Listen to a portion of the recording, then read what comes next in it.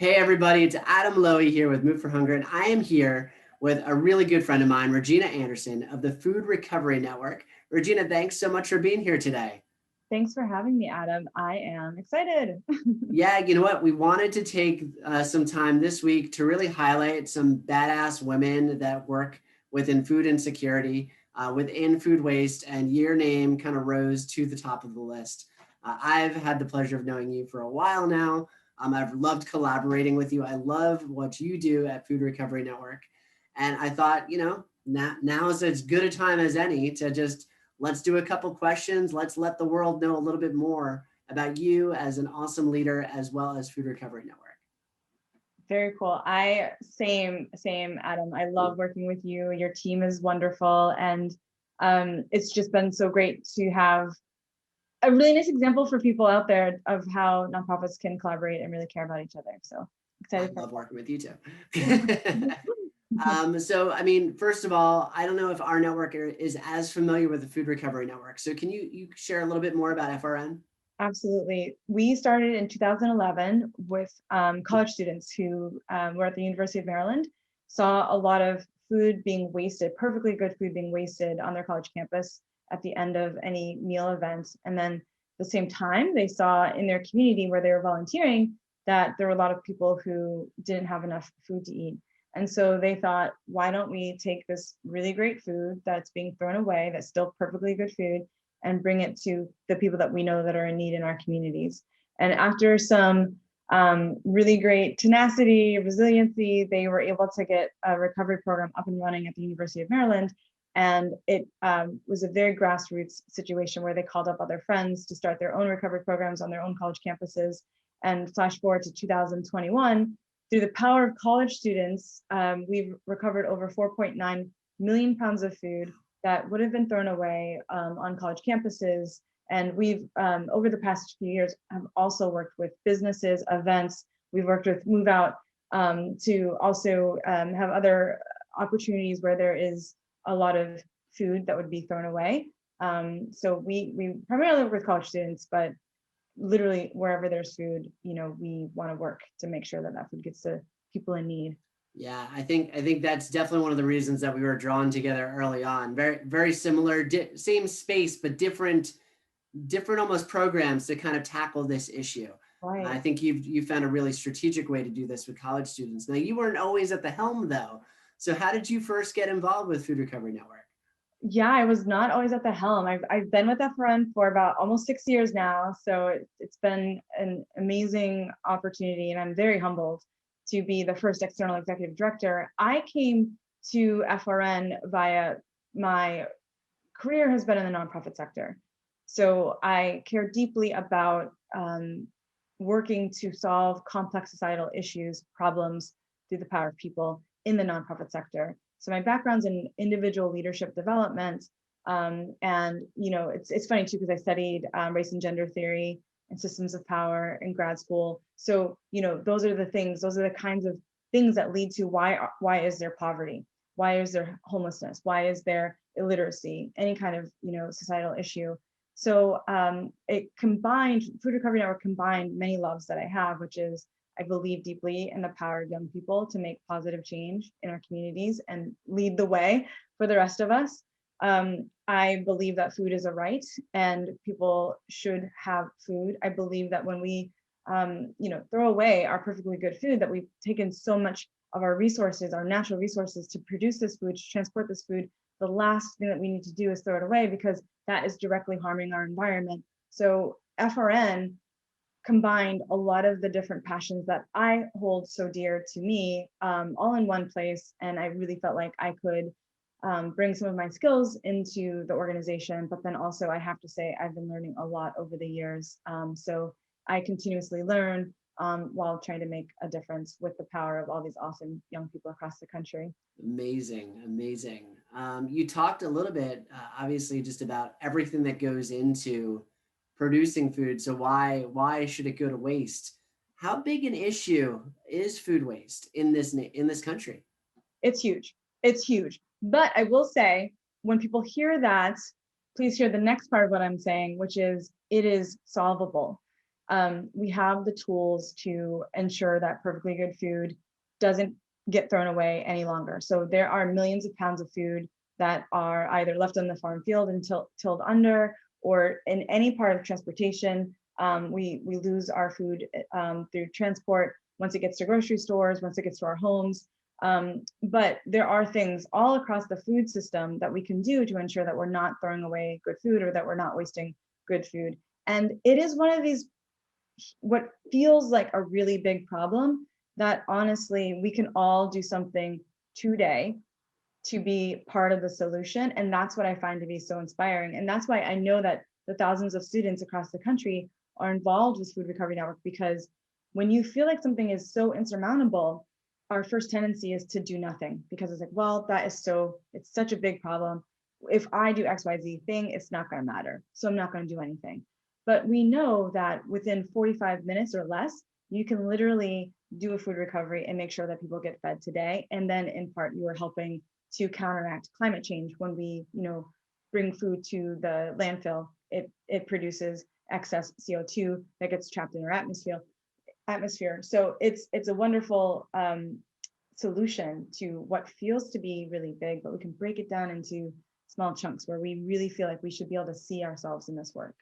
You got to localize it. You got to make it easy. You got to make it accessible. And as you mentioned, like, there are things that we can do right now. I mean, could you give one example of like, hey, I'm at home, I just finished dinner, what can I do in my kitchen at home?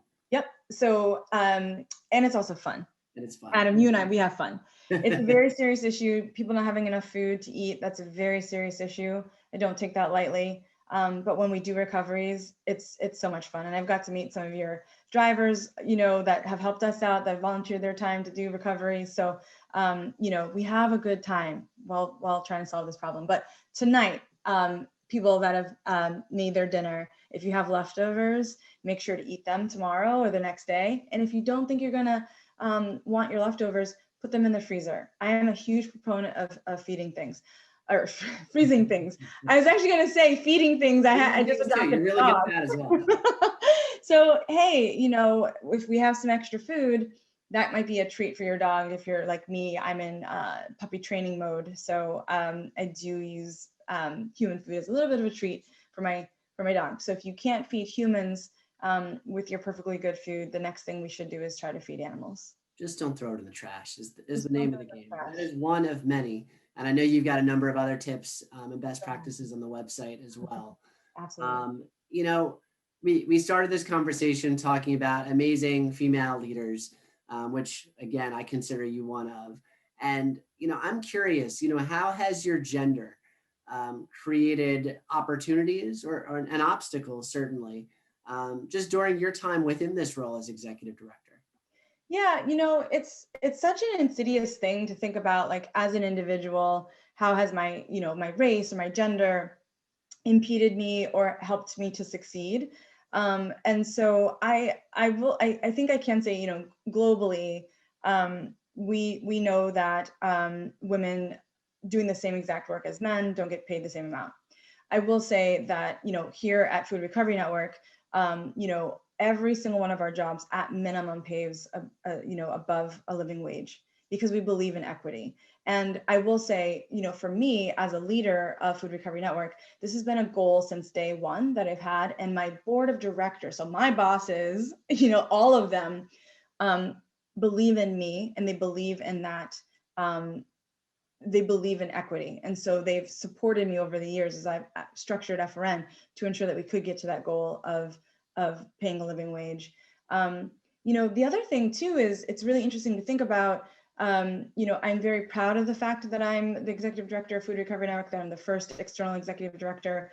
When we think about the nonprofit sector as a whole, I think it's something like 70% of the people who work in the nonprofit sector are female. But then when we think about leadership, that's not necessarily the case. And so I feel like I don't take this role lightly in terms of, being an exemplar for other women, that you can be in a place of leadership.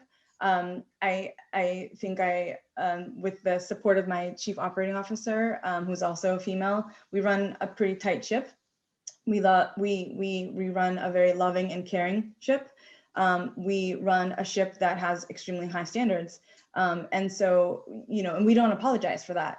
And so I think that there are a lot of characteristics that, we bring into Food Recovery Network that, some might say, telling your team that you care about them feels like a very, nurturing and female, quote unquote, female thing to do. But it's really important. And I'm really glad and thankful that we've been able to bring that care into how we do our work.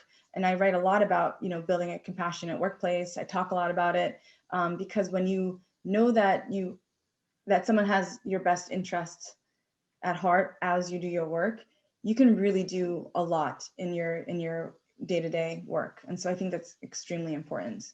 There's so much, Adam, that I could say about this. Just a small fragment. I only have one other male employee on my team. The rest are females, and I do not function without them. And I think again, you've got a strong female COO. I have a strong female COO. I think the gender at the end of the day matters less, but it's the principles that you just talked about. And it's almost wrong to stereotype the things as, hey, telling your team you care about them is stereotypically female. Like, right. No, I mean, we just went through a pandemic. We're still in a pandemic. Oh my God. If people don't understand that you care and you have their interest in mind, but also at the end of the day, we've got a job to do, right? And I've gotten to talk to you enough on the sidelines to hear, how difficult, but also, just amazing at the end of the day it is to be able to kind of lead. And I'm in awe every time you tell me some of your updates and where you guys are going next. So final question, lightning round for you. Although I guess it's just one question, so that doesn't really. It can still be lightning. Yeah, it's like lightning. Yeah. So if you had to give one piece of advice to any other female leaders or women that are looking to move into leadership roles, what would that be? Well, I think my advice would be to surround yourself with people who want to see you succeed, and that you deeply know that they want to see you succeed, and things happen from there. I've been very fortunate to have people in my corner when things have been really tough, because yeah, Adam, like you said, being a leader within an organization is not easy. There's so many different ways you can come to the same decision on a variety of topics. And, so sometimes you feel like there's a lot of doubt or uncertainty. Am I making the right decisions? Am I doing the right thing? Am I going the right direction? And having people in your corner that are there for you through all of that is so important. And if you question that, then you're not going to be as successful. You're not going to be able to get the things that that you can accomplish done. So that would be my advice. Great advice. Great advice. Regina Anderson, Food Recovery Network. Please visit their website. Thank you so much for joining me today, and love talking to you. Thanks so much, Adam.